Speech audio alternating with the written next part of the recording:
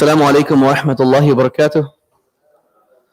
أعوذ بالله من الشيطان الرجيم. بسم الله الرحمن الرحيم. الحمد لله والصلاة والسلام على رسول الله وعلى آله وصحبه ومن والاه. Jazakumullah khair everyone for coming out on a Friday night. Inshallah, our talk today will be a topic I'm sure is very near and dear to many of us, or important to us, which is our concern for our youth. My talk is entitled, Will My Children Be Muslim? Investigating the influences of youth religiosity. My background, a little bit about myself. My name is Osman Umarji. I work at the Yaqeen Institute for Islamic Research, and I do work on the development of religiosity in youth. So we do a lot of studies looking at what do teenagers and young adults believe about Islam, their practice and understanding, and trying to predict whether or not they'll be Muslim in the future, and how to ensure that they keep their faith. So this talk is based upon a paper that I wrote for Yaqeen. So if you're curious, if you type this into Google, Will My Children Be Muslim? You'll probably find the paper on Yaqeen that goes into a lot more detail. I'm going to begin my talk speaking about a general trend in the United States. And this is important because my talk is situated with what's happening in America, but it is by no means unique to what's happening in this country. This chart is a very, it's a scary chart if you look at it. What this chart is showing is that from 1972 all the way until about 2018 here, and the numbers continue, that they used to go, every year there's a survey, it's called the GSS, a General Social Survey, and they ask people a number of questions about life, including religious beliefs, participation, affiliation. And so back in the 70s, when they would ask for every 100 people, only around 5 to 6% would say, we're not affiliated with a religion. You know, we don't have a religion. It doesn't mean they don't believe in God, it just means they don't ascribe to any organized religion. And this trend was pretty consistent from the 70s all the way to the early 90s. You notice you hear it from 5, 7, it hit 8 one year, 8, 8, 6. So flat almost for 20 years. And then you see since 1991 to today a linear increase to now more than about 1 in 4 Americans say they do not believe in an organized religion. They say we do not ascribe to, we don't call ourselves Christians or Jews or Buddhist or anything. We just don't have a faith. We might believe in God, but not with any specific rules.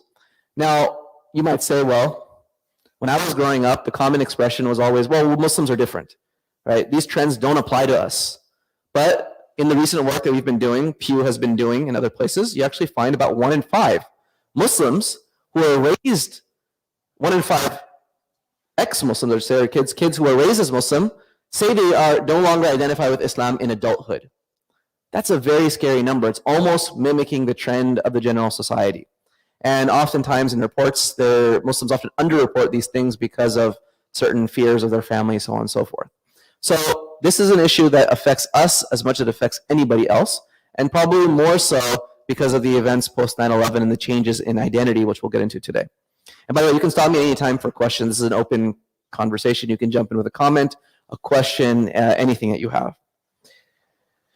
So what I want to focus on today is a period, when I talk about youth, I'm going to try to focus around the age of about 10 to 20-ish. So that's what they commonly use as a term for adolescence. So they're no longer children. They're not yet fully adults.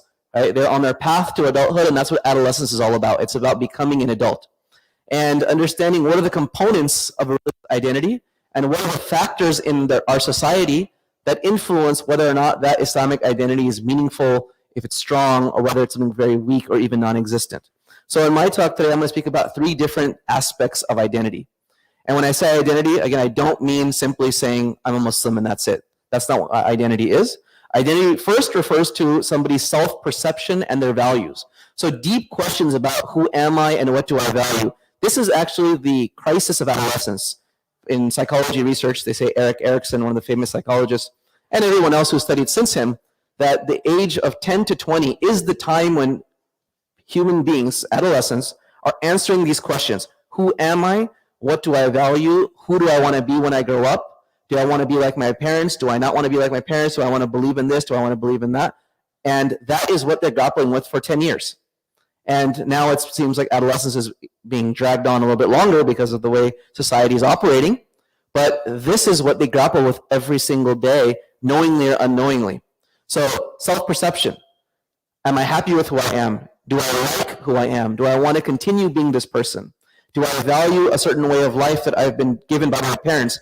Do I value the life that my friends have shown me? These are the challenges they're facing. The second issue is the specific things they're doing. So one is, who am I as a person? And what do I ascribe to myself? The second is, what do I actually do? So from a religious aspect, it's, do they pray? Do they read the Quran? Do they attend any sort of activities and programs? And also, it's the internalization of those beliefs. So not just doing them, but actually feeling like those practices have value in life, rather than just being practices you're asked to do devoid of meaning. And the third is participation in a community. So this is actually part and parcel of a religious identity. You know, we have a movement in this country towards people who say we're spiritual, not religious. That's been debunked as actually not having any real meaning. Because to practice a faith means to practice it with a group of people. And that's actually why, ironically, even atheists, they got together and they have atheist churches even, which kind of doesn't make sense, right? But they're like, we can't even practice our atheism without being together as a group and talking about it. And so, am I involved in my religious community is a huge aspect of one's identity. Do I feel attached to the Muslim community? Do I feel like I'm a part of the ummah, local and global? So what I'm speaking about today is these three elements comprise the core of the Islamic identity.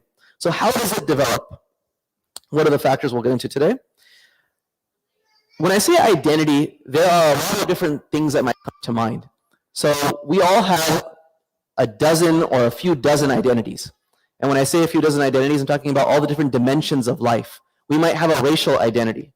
We might have a gender identity. We have likely our religious identity. We'll have, if we ascribe to a certain ideology, a feminist identity, or a lack of one, or a political identity. Are you a Democrat or Republican or an independent or a Green Party? Whether or not one ascribes to a certain way of seeing the economic world, that I'm a capitalist or anything else, or I'm a socialist. And then, of course, they have their national identity. Am I an American, right? And what does that mean for me to be an American? These are all things that young people and adults, we all have embedded within us. We are the product of a whole bunch of, I don't want to say competing, but complicated identities that are within us, but they organize within ourselves. So sometimes your racial identity might be really important and salient. Sometimes it might be your religious identity, and sometimes it might be your political identity. Depends what you're doing. So to give an example, when you walked into the masjid here, which identity likely was salient to you? Religious? Okay, perhaps your religious identity. Why does that become more salient than your political identity?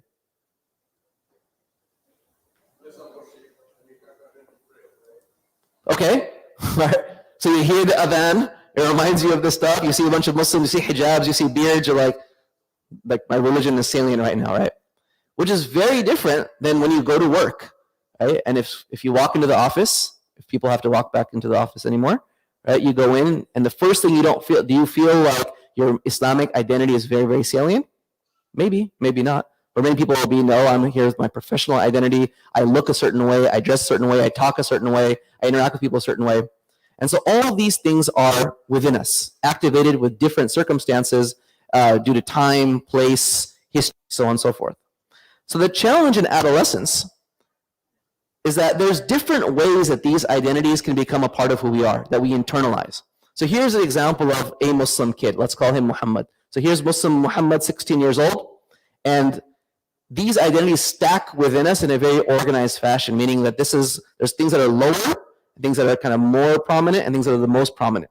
Muhammad in this case might say, you know what, I am an American first and foremost. That is who I am as a person. If he was asked kind of like, tell me who you are, first thing he would say is, I'm an American. Then he might say, and I'm Pakistani. If he happens to be Pakistani, maybe that's important to him. Then he might say, I'm a male, and the male aspect is important to him. The point is, of course, these things change, but the stable factor is religion is not the most central in his life. So it's somewhere in the middle. And maybe, he's a little bit, on social media and Twitter, and he wants to be woke. So he also has to subscribe to certain feminist views, right? And he wants to be a Democrat, and he's an aspiring dentist, perhaps, so he's a professional or a scientist. That's one person. You have a second person. This could be a sister in the community. You have, Aisha. So Aisha says, who are you, Aisha? First and foremost, I'm a feminist. That could be her identity. That is what drives the way she sees the world. Then she goes, and then I'm an Egyptian who's a woman, who's a Democrat, an American, I'm a doctor, and then I'm Muslim too, right? And then you have the third person, we'll call him Sheikh Mustafa, maybe. Inshallah, he has Islamic identity, and he's young, maybe, so he's still youth, mashallah, right? Islamic identity is at the very top. Then, inshallah, he's Maimin, right? Desi, right? Right? He's a male, right? He's a professional. Then he's an American. I don't think he's Democrat, and he's definitely not a feminist, right? But the point is that this is what people are trying to figure out, whether they know it or not. You're doing it subconsciously by who you talk to, what events you attend, what school you're a part of, all the different things in life, the air that you breathe, it's somehow settling and creating some structure as to who you are. And what we're trying to get to, of course, is the Islamic identity first and foremost, which drives everything else. So when you talk about your racial identity, it is through the lens of you being a Muslim. So yeah, I'm Pakistani, but I filter my Pakistaniness through my Islam. So if there's some Hindu practices, I discard those and I'll only keep the things that are in line with Islam. I'm a male and I got to maintain my Islamic male identity, right? And there's certain things I have to do. There's certain chivalry that I have to practice. There's certain other skills I have to have. There's certain other beliefs I have to have, and so on and so forth. So what the big question for all of this is that what makes Muhammad kind of lukewarm? Aisha really just kind of at the very, very bottom. She identifies, but that's about it. And then Mustafa, who's really everything, is through Islam. This is what we call socialization. And socialization is a fancy word that talks about how human beings learn and acquire the values, the beliefs, the practices that they're going to end up just enacting in life that they acknowledge as being functional in the world. So I'll give you an example. We are socialized, for instance, when you walk into a room and you meet somebody, typically to shake their hand, right? That's kind of an American culture. You say hello, you might shake their hand. Whereas if you go into a Muslim country, maybe that's not the norm because you're not socialized into doing that. And so, or you might walk into a place and you'll have to say hello or hi or salam or whatever it might be.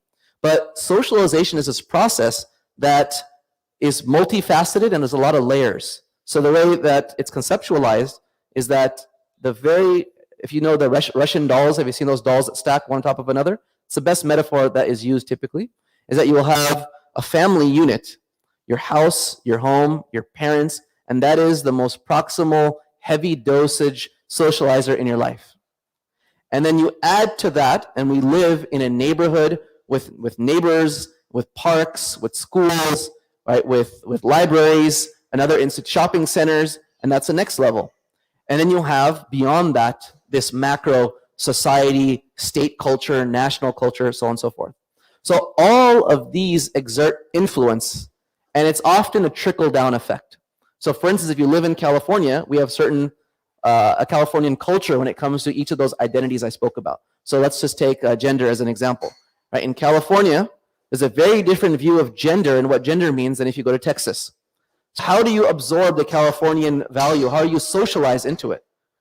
Well, if you go to UC Irvine or Cal State Fullerton, or even if you're in high school, you might see all of a sudden people write their name, and then next to their name they write his or her or she and is, whatever, or it or them. I don't know what these terms mean half the time, right?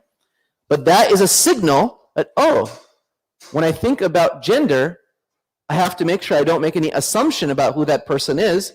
So we should all be transparent and let everyone define who they are. That is, you're being socialized into a practice. You weren't told this is what you have to do, but you're being signaled over and over and over. And even in fact, if you go to certain meetings, I remember I've been at meetings at the university, and you literally, when they go around the room, the first person will say, my name is Michelle, she, her, right? And next person. And then what happens when they get to the Muslim who's in the audience? He's like, should I say his? Should I not? Like, should I say it? I don't know what I should say, right? But you're just being automatically programmed. And the idea behind socialization and culture is that it is like an operating system that whether you realize it or not, you end up downloading a default method of operating in the world. That includes how you dress, how you talk, how you interact with people.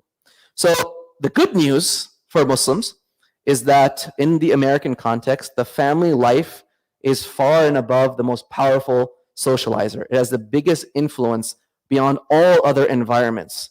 But there's a lot of details that we'll get into that could make this actually problematic in some ways.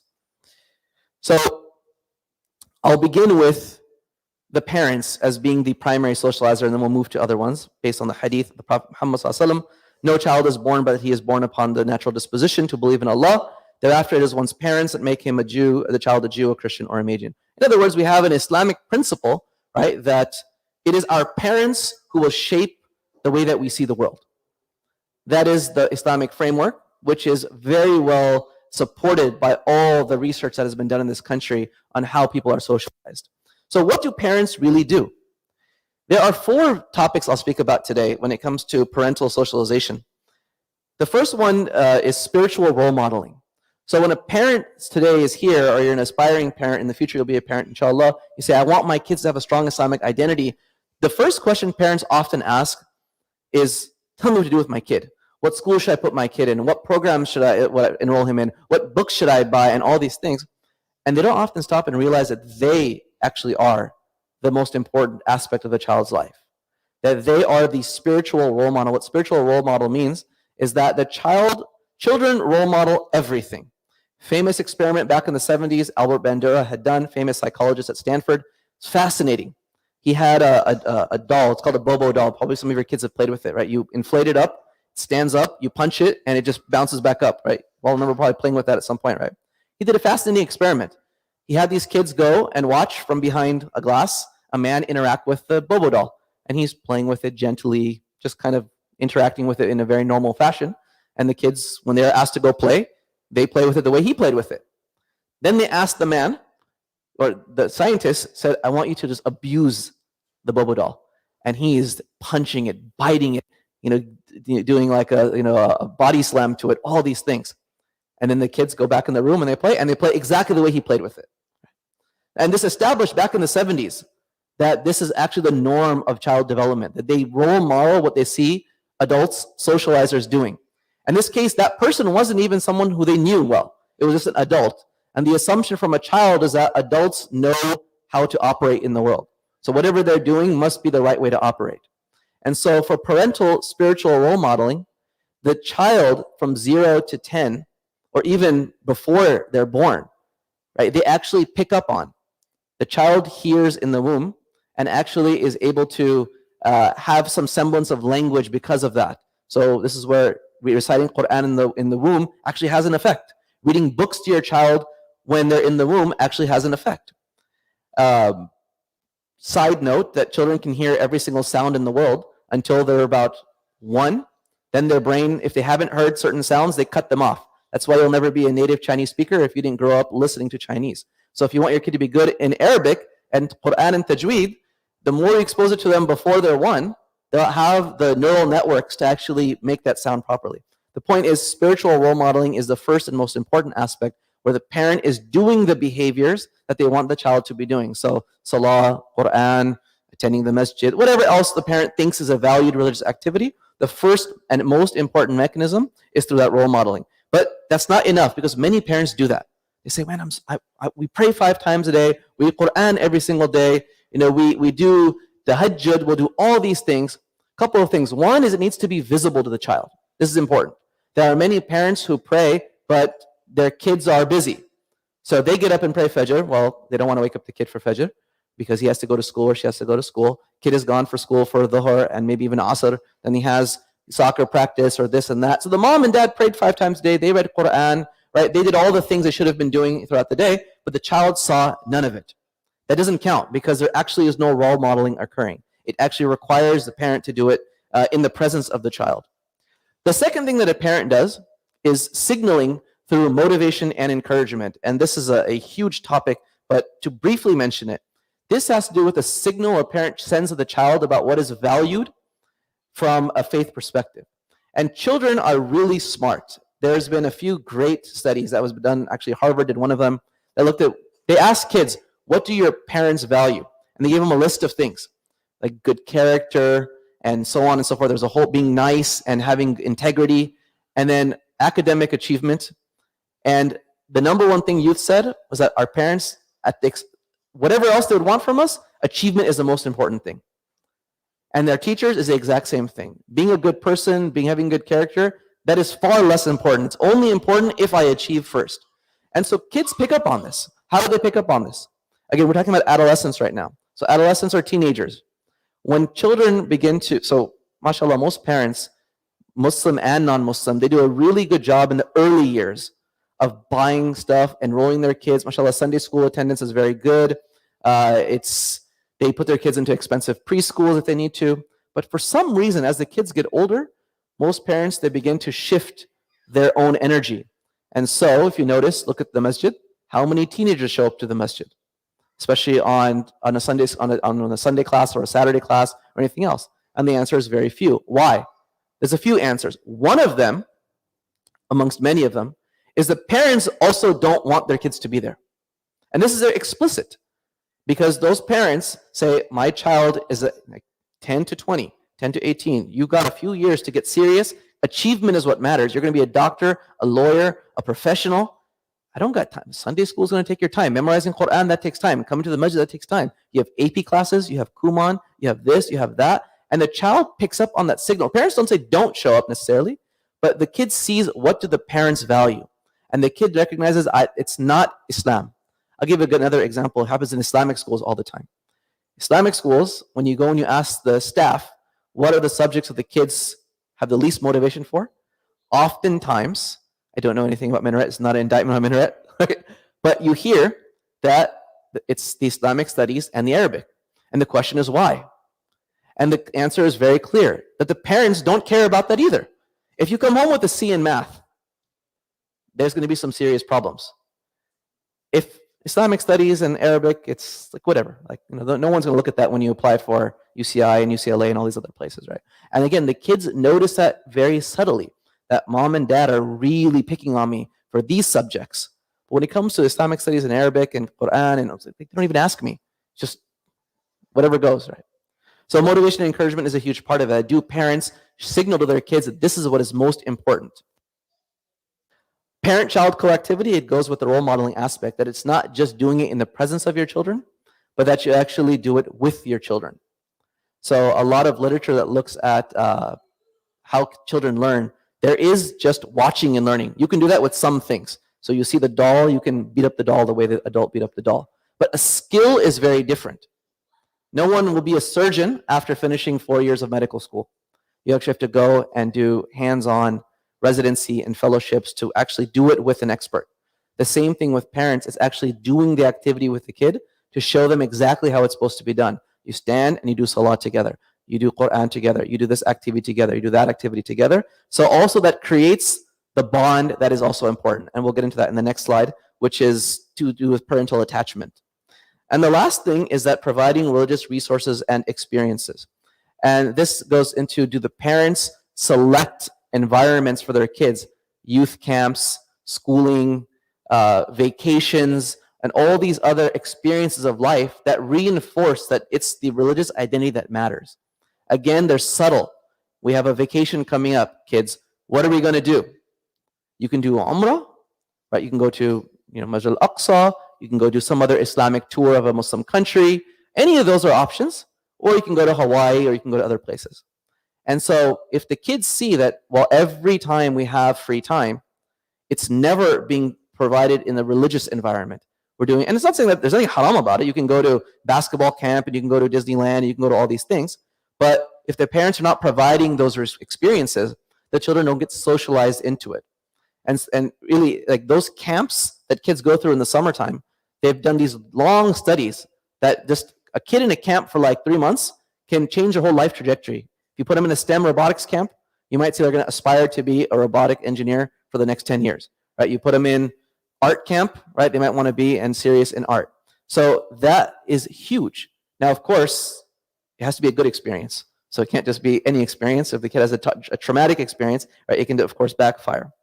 So for parent-child relationship, this is where the literature is fascinating, because it's not just parental religiosity that matters. It's a part of it. But the biggest factor that was found is parental attachment. And what attachment means, it's the quality of the way that the parents and the kids, they interact, and the way the child views the parent. as a safe haven, or as a being that they can trust. And so the way that it's conceptualized in the literature is fascinating. And the Quran supports this idea that the first image of God that a child has is their parents. Because children cannot perceive the abstract. So when they think of Allah subhanahu wa ta'ala, and you tell them that Allah exists, the only way they understand it is by looking at the mom and the dad. So when they say that God is powerful, God knows, God sees, He hears, and all these things we use to tell our kids about Allah, their entire conceptual model of Allah is you. Now that's a big burden, a huge burden for a parent to have. And so why does the attachment matter? Is if that relationship is one where the child says, I am scared of my parents. My parents are mean. My parents are punishing. My parents are very strict. They actually view Allah the exact same way. And I know that Sheikh Tariq is here, and we've been talking, and Hassan and I have been doing some research in this space. We give these surveys to kids and to parents. And there's a fascinating case he just spoke about that I can mention, that we give these surveys, and you'll see massive conflict between child and parent. And you give them a survey about their views of Allah, and it matches all their conflict with their parent. My dad shames me. My dad just doesn't give me any autonomy in life. My dad is not merciful to me. Well, tell me what you think of Allah. Allah is not merciful. Allah is, He shames me when I don't do what's right. If I don't pray, He's going to throw me in hellfire. It's just that connection is made. So the key here is really, really focusing in those early years, from 0 to 10, and even in adolescence, that making sure the relationship is one of warmth and of care. And what that means is that the child is okay venturing out as far as they want to venture out to do something, and know that I can come back to my parents at any time. For an infant, they do a test. They take the infant and they call it the strange room situation. The parent walks in with the child, and then the parent, he walks out. It's done, like it's an experiment. And they see what the child does when the parent comes back. You'll see there's a percentage of kids, when the parent comes back, they're actually ambivalent because they don't think the parent is going to give them any comfort. And so that's the bad attachment that can be created. Or you have the kid, when the parent walks back, they run to the mom or the dad and they hug them. That's a secure attachment. So in this case, one has to think that what image of Allah does my child have? And if I want them to have the right image of Allah, do we have the right relationship right now? So rehabilitating that relationship is far more important than the directives that are being given. Which gets to the second point, which is the frequency of conversations. There was a really good study that was done, I believe, at BYU. And they were looking at what aspects of parenting relate to the child's religiosity. And it wasn't just the frequency, so in this study, it was about 25% of kids say our parents never talk to us about religion. About 20% said it's like once in a while, right? And then there was, I think, about 30% total that said it was quite often. So it had to be often, but it wasn't enough. Because a lot of parents, they talk to their kids about religion all day long. Make sure you don't do this. Make sure you don't do that. This is haram. If you don't do this, you're going to go to hell. Right? And so that conversation can be repetitive. So it's not frequency alone, but it had to be a quality conversation. And by quality, they found that, and they coded these. They literally would code the kids and the parents are talking, right? And they're coding everything. And they're saying it has to be where the child is actually able to have input in the conversation and ask a question and offer a belief they have or an interpretation of something. And the parent has to be willing to listen to that and engage with it. And I think this example from the Quran is really nice, that I believe exemplifies this. Because sometimes we think that, well, what is there to negotiate? This is the truth, and I'm going to tell my child the truth. There's no, tell me what you think about the truth, right? But Allah describes a relationship with Ibrahim and Ismail alayhi salam, and He tells us how they communicated with the most serious event of Ismail's life, which was the dhabh. And Allah says that when Ismail reached the age of maturity, so again, he's in that teenage years, Ibrahim said to him, "Oh my son, indeed I have seen in a dream that I should sacrifice you. Mada tara? What do you think?" Now when I read this verse, to me it was strange at first. Why is a prophet of Allah asking his son, "But what do you think?" when he's been given revelation by Allah subhanahu wa ta'ala? Right? It doesn't seem intuitive. But what I extract from this was that Ibrahim was modeling this method of making sure the child feels like they're a part of this process and they're intrinsically invested in it. So he said what? Oh, my father, do as you commanded, you will find me, inshallah, min as-sabirin, right? Steadfast. Of course, he could have said something else, but Ibrahim probably knew that his son had been raised in a certain way, but he still gave him the right to express his thoughts about the issue. And so this is really important when we talk to our kids to ask them these questions. It's funny, I was asking my daughter this morning or yesterday, I forgot we're talking, and I asked her, I said, Sophia, and every time we're in the car together, we have these talks. I said, tell me, when someone asked you, who are you, what would you say? She goes, Baba, is this one of the surveys that you're doing? Right? I was like, no, it's not. I'm just curious, right? And I know we tried to go and try to help shape it. And the point for me was that I didn't care what she said. I didn't tell her your answer is wrong, right? Or it's right. She's like, well, I'm a daughter and I'm a granddaughter. I'm like, yeah, I know you can go off on all that, right? But allowing them to help and guide and say, well, which parts of your identity are most important to you? Which one do you love the most? And what do you think about this? What do you think about? And giving them the space to organically express is a very important part of them figuring out who they are. Because in the identity literature, you can have a foreclosed identity. And what that means is that somebody says, I never got to think about it. My dad said, I'm going to be a doctor. I'm just a doctor. I never could make a choice. That actually has been found to be very maladaptive long-term for their psychological or emotional satisfaction, even if they achieve what the parent asked them to achieve, because it wasn't something the person felt a sense of agency within, a choice. And we all want choice in life.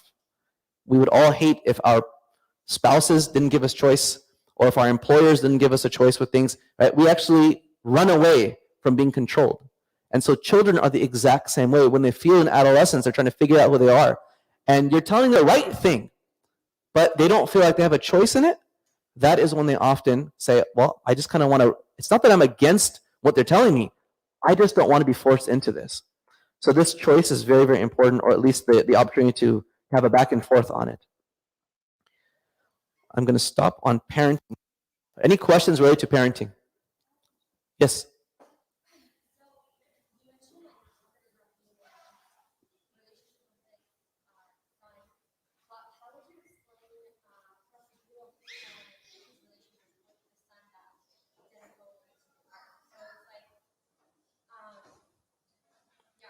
Good question. Yeah.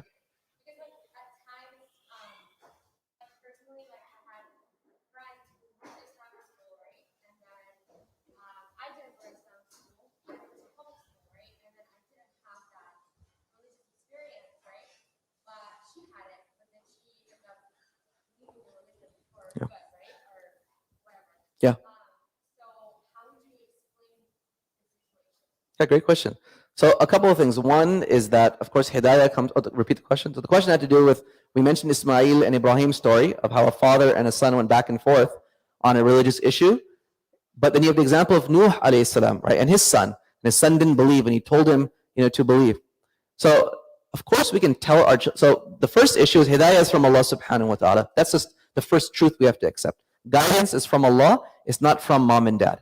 Right? And we can do everything in our power, and they may not be the most practicing, and parents who do nothing have wonderful kids who are extremely religious, right? So it's hidayah from Allah, number one. But in this case with Nuh alayhi salam, it's his son. I mean, in this case, it was an imminent thing. It's like, son, believe, like literally you're going to drown in this thing, right? And he's giving his son a directive. It's like if the house is on fire, you don't tell your son, son, doesn't it feel hot in here? Don't you want to walk out of this room right now? It's like you need to get out of this house or else you're going to die.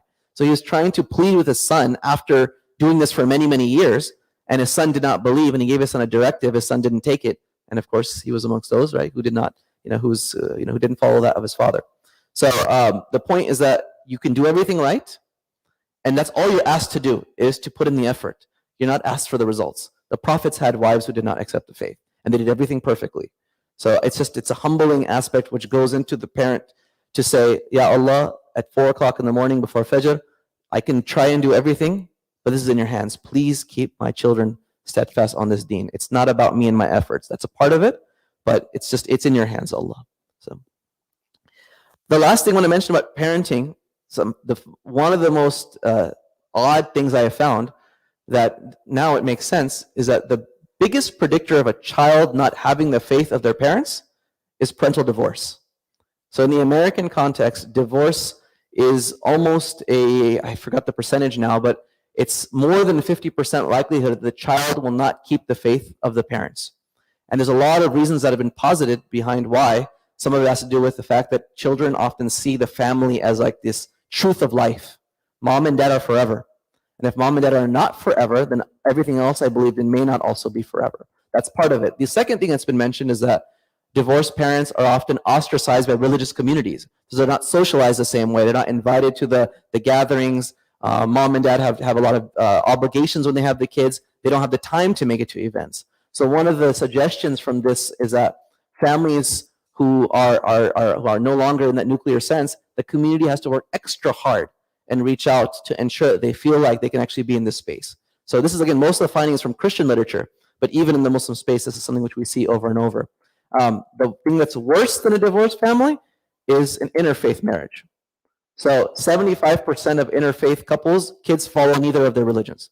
So Muslim men marrying non-Muslim women, just don't do it.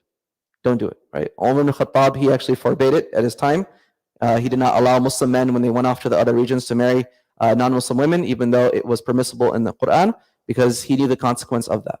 And it was a circumstance. And I think that circumstance applies to us today. And again, 25%. So even if they have a good, loving relationship, the kids don't keep the faith. Because again, it goes back to signaling. If mom and dad don't agree upon the way they see the world, well, why should I have to adopt either of those perspectives? The second aspect of socialization that is very powerful in adolescence is peers. And this is from the hadith of the Prophet Muhammad ﷺ that really encapsulates this. And he said that the parable of a righteous friend compared to a bad friend is an example of a perfume seller and a blacksmith. As for the perfume seller, you will either buy perfume from him or benefit from the good smell he exudes, whereas a blacksmith will either burn you or your clothes, or the foul smell will rub off on you. So adolescence is also a time where children are seeking to establish their independence from their parents. So it's not necessarily be different, but again, it's to be autonomous. And that comes with picking who you hang out with. Your kid is before the age of 10, you completely dictate for the most part, right? You take them to a certain school, you pick who they're allowed to go to a party with on a Saturday or Sunday, you make their play dates for them. It's completely in the parents' hands. Once you get to adolescence, that changes. And it's supposed to change. The autonomy is supposed to be there to a certain extent. But over and over and over, the finding is that when children socialize with less religious peers, it increases the likelihood of all those maladaptive outcomes. So, and they use this over time. So if your child is hanging out at the age of 12 with peers that are not religious, by 15, 16, 17, 18, they find that that child begins to slowly shed their religious identity. Some of the findings, they're at higher risk of alcohol consumption, drug abuse and experimenting with drugs, premarital relations. So friends have been found in the literature to be very important. Now, this goes back to the question you asked actually about sometimes parents will do everything, but the kid might go off. So hope is not lost for teenage parents. There is an effect called the boomerang effect. So the boomerang effect is a well-documented American phenomenon, which is what parents will feel like when their kids are in their teenage years and young adult years, they drift off into their own world. They give them all the religious values, all the cultural values, and then the kids become teenagers and they want to do everything different. They have different friends, they have different interests, they have different values. And what they find is that typically, more often than not, if the parents did what was the right form of modeling we spoke about, the kids boomerang back when they're a little bit older. So in their mid to late 20s or even 30s. So even the research that looks at attendance in churches, they find the same effect. And I actually have just collected 5,000 Muslims worldwide, and 18 to 35-year-olds, their masjid attendance is extremely low. Extremely low. And then 35 and up, it begins to go up. Now, there's some reasons that you might think about, but a lot of it is to do with, well, that's a busy time of life. It's also a time where you're figuring out who you are. You have marriage, you have children, it is very difficult. And then once somebody has children that are of age, they realize, I need to go back to those core values that I had. And so it's very common to see the kids come back, even if they disappeared for a decade or so. But with the point is that the parent relationship had to have been strong. Because they're only going to come back to what you've modeled if they actually view the parent as a role model. If the parental relationship was fractured and the parent said, you know what, you don't want to be the Muslim I want you to be, you're off on your own. Then the likelihood of them coming back becomes much lower. So the lesson from all this is that regardless of what kids do in their teenage years, and they will experiment and they will make mistakes, and that is a part of being in this culture and this society, it's inevitable that to ensure that that door is always open, that no matter what mistake you make, not only can Allah forgive it, but the parent is willing to forgive it, which is very different than often the signaling of, if you do this or if you do that, then, and all kinds of threats might come into play, because then the child will never come back and say, you know what, mom, you know what, dad, I screwed up with this or I screwed up with that.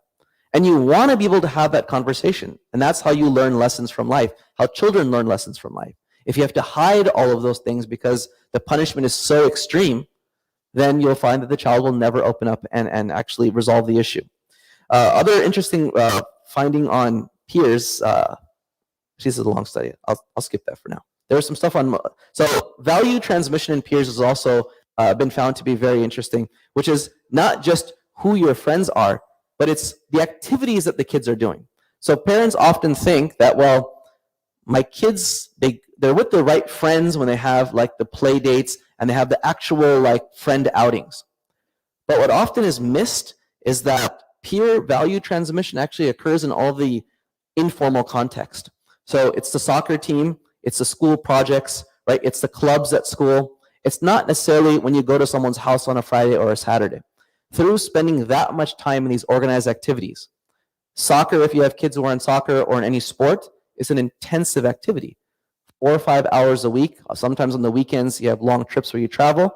The amount of informal discourse about values is tremendous.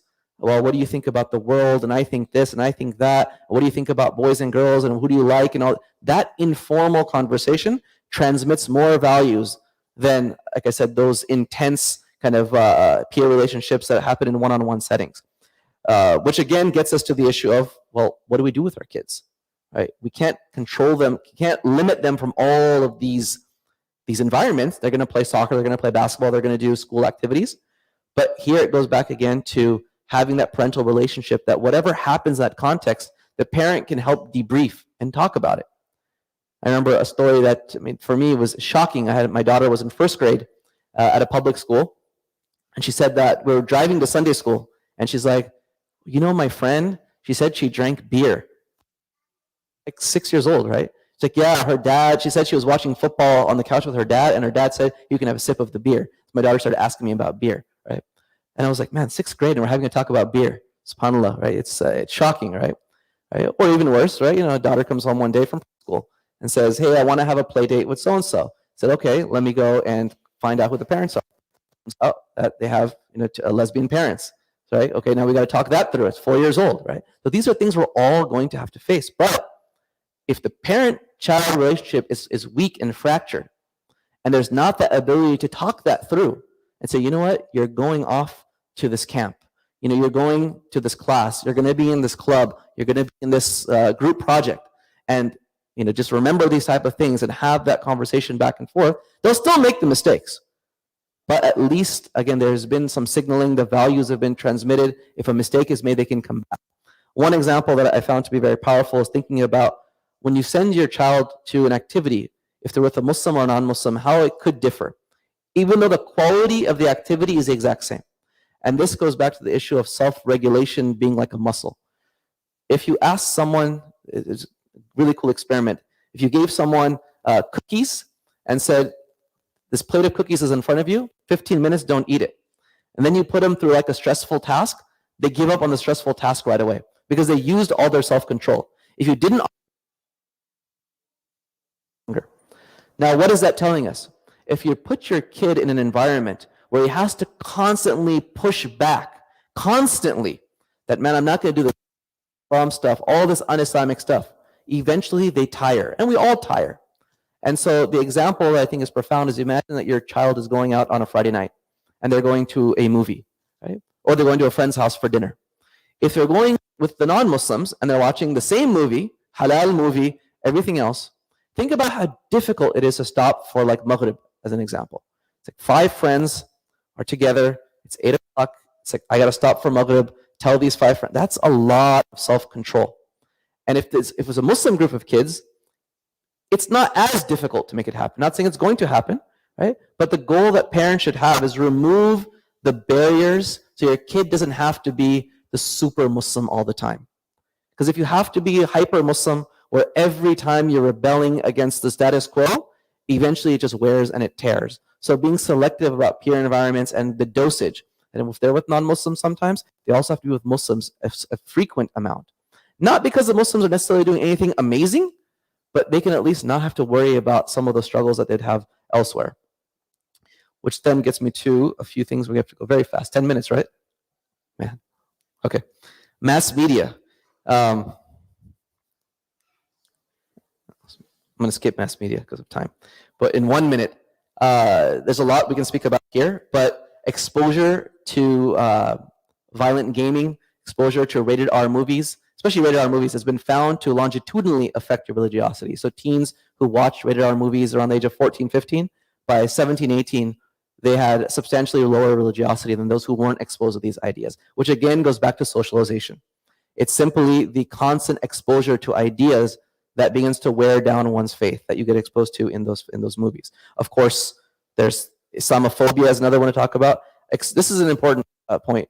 So the Muslim community does a lot of talk on Islamophobia as something which organizations do. I want to caution parents that the more you expose your child to the existence of Islamophobia, the more they find that it weakens their identity. Why? It's the same thing about self-control. It's like, man, everyone thinks we're bad. Everyone thinks we're terrorists. Everyone thinks that we're evil. Everyone thinks, like, I don't want to just have to wear this label on me because you know the baggage that comes with being a Muslim. So hiding the identity becomes the most adaptive thing to do. It makes sense. You hide that, eliminate your. So I caution parents from overly, and our communities, from talking about Islamophobia over and over and over and over, because it actually has a detrimental effect if we're not careful. We'll talk about smartphones. That's its own lecture. I want to share this really fast. This just came out like a few days ago. This is the world's top 50 social media influencers. But there's been a historical change that we're going through right now, which is when many, for the last about 75 years, in the beginning of the 20th century, when children were asked to think about who they could be in society, who are the biographies that they're well aware of, the dominant culture, Time magazine, television, radio, they used to accentuate successful businessmen, entrepreneurs, scientists, and those were people that the society tried to encourage kids to be like. And that was something which, so if you took a poll of kids and who do you want to be when you grow up, you would hear a lot. I've done some of this research myself with kids from the 80s and 90s and the 2000s, and you ask them, and you hear a lot of kids who say, we want to be doctors, we want to be lawyers, we want to be businessmen, we want to be the next Bill Gates, we want to be the next, whatever, fill in that blank of a famous person that did something of a serious intellectual endeavor. The world has changed today. And now the number one thing that if you ask youth, what do you want to be when you grow up? It's a social media influencer. 86% in a recent survey said that they would be happy to be an influencer, and 50% said they would actually actively do it if they had an opportunity. That is a career which youth are aspiring for now in America. I mean, this word didn't exist a few years ago, right? So now you say, what do you want to be when you grow up? Remember, I went to a youth camp a few years ago, and I was speaking against video gaming, excessive. And there was about 7 or 8 brothers I didn't realize, about 18-year-olds that were aspiring professional gamers who would sit about 16, 17 hours a day playing video games. One of them actually became a millionaire, right? Very, very wealthy. And so all these kids were like, we're professional gamers. That's who we're going to be. And you're telling us that what we're living for is a problem.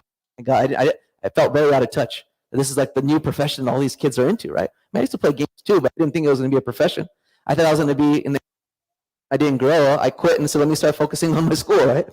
But these kids, they see that this is a career to aspire for.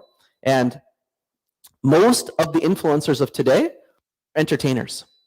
So there are very few that are actually successful entrepreneurs and engineers. There's a few of them. There's Elon Musk, who also says all kinds of ridiculous things on Twitter. But that's one example of an influencer who's like a professional, like academic in some way, right? Or he's a businessman.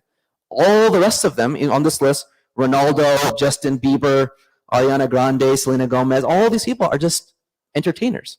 And 75% of American youth are following these people on social media, Muslims and non-Muslims. I'll stop on that, social media. So the next thing I want to talk about is school. We're kind of going systematically. There's parents are the most important. We control a lot of our kids' lives. Peers become very salient in adolescence, as well as mass media does. But the one thing we didn't speak about that transcends all of this is schooling. And schooling is another serious socializer. And the hallmark of the public education system is not the skills of math and of science and anything else. The purpose of schooling in America is to make you into an American citizen. What I mean by that is that you adopt the American lifestyle. That includes consumerism, that includes being a materialist. And these are, I'm not saying this as a critic, it's actually embedded in the people who have designed the school systems who say, what are we trying to achieve? Which is why when your kids go to school in this country, we all went, for those of us who went to public school, you start in September, you get acclimated to school. October, it's like worksheets on Halloween for like a month. November, you have Thanksgiving. December, you have Christmas. January, you have President's Day, Martin Luther King Day. February, you have Valentine's Day. March, you have St. Patrick's Day. I don't know what April has. I forgot now, right? But what is April? Easter, sorry, right? So every single, and I have one son in a public school, right? It's like, that's all I see. I'm like, what do you learn but American holidays? His math worksheets are about counting Easter eggs and counting Santa Clauses. His reading worksheets are about, the Easter bunny and these things. And you'd say, well, this is America. It's separation of church and state, right? But it is fundamentally embedded in every single thing. My kindergartner, I remember when my daughter was in public school, kindergarten, first grade, they get military pamphlets that hear who the Marines are and glamorizing the Marines and glamorizing the Navy. Why? That's nothing to do with public education in terms of skills to be a professional. But it's actually about driving the values of what it means to be a patriot, right? To be a citizen, to adopt, to be socialized into the American culture. So the curriculum is a part of that. The teachers are a part of that. Of course, the parents are a part of that. The peers are. But I'm going to focus, because I only have a few minutes, on higher ed.